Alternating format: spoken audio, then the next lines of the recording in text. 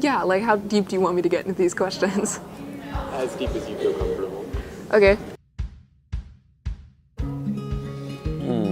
Definitely when I moved to United States, it was a big change for me. I had to assimilate to the culture and had to learn a new language, make new friends. At first I started isolating myself, but just as I started to get used to it, I just kind of started to get more friendly. In 2013, my dad passed away from anaplastic thyroid cancer, and it was stage 4 when they found it, so he only had about 2 weeks left to live. I had retinoblastoma when I was 5 years old in my left eye.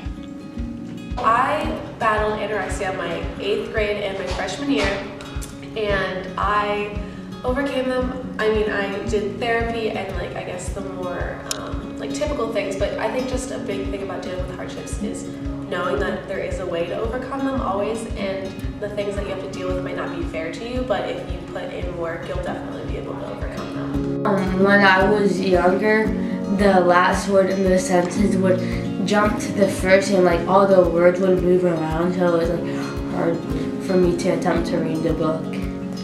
I moved from Santa Monica, California, at the beginning of this year, about 5 months ago.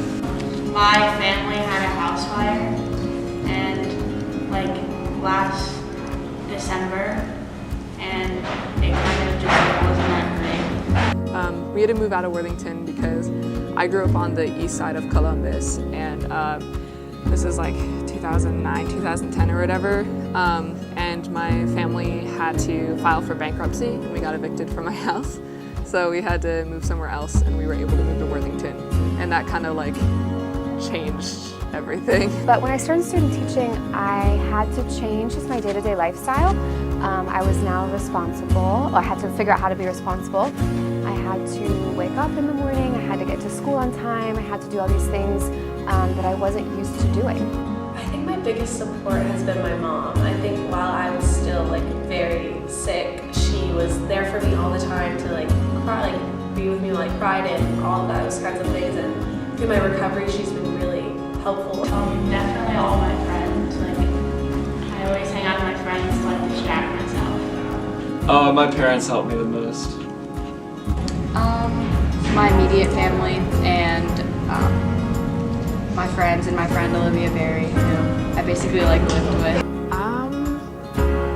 When I first moved here, the friends I had made everything easier. It's taught me to work harder, which is a good asset to have in the future, and just to get things done. Yeah, a new start. I feel I've grown more as a person.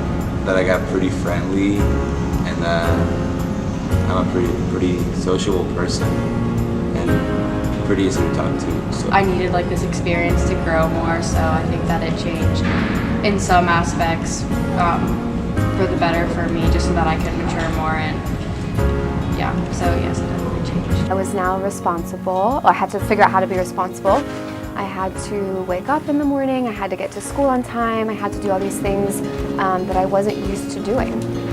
And at the time, like I said, I was in college, I was young, I was stupid, I was very selfish, I was irresponsible, and I was really just living for myself. I wasn't living for anybody but myself. It was just, what do I want to do? Okay, I'm going to do that. And I didn't think about consequences of my actions, and I didn't think about how what I was doing was affecting other people.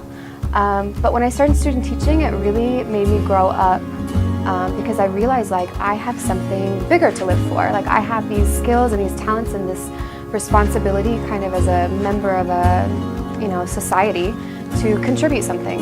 And so when I kind of realized that and started growing up and realizing that I have to show up for these kids, they need to see me there and smiling and there and know that they are cared about and all these things, really kind of forced me to grow up and just made me realize that there was something bigger than myself that I could live for and contribute to a greater good. So that was a really big change for me, and a positive change. Get help, talk to someone. I know the last thing that I wanted to do and anyone else struggling wants to do is go and tell someone, but I think it's really going to be helpful because you're going to get Just don't let a disability define your life. Keep chasing, keep going after get your dreams. Some advice that I would give would be always try hard in school and everything that you do. And don't ever be shy to do anything. Just like always like be positive and like a positive outcome will come out. Like you just have to be patient. Definitely don't be scared to talk to people. Just like I said before, you have nothing to lose. Yeah, I'd say just like don't be afraid to talk to somebody about it, and don't be afraid to ask for help, because anyone's like, mostly everyone is willing to help you and they want to help you. So just ask for help and talk to people about it, and it's okay, like not to be okay.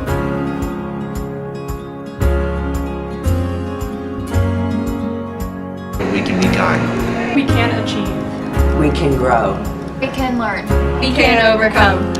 We can improve. We can motivate. We can inspire. We can dominate. Can encourage.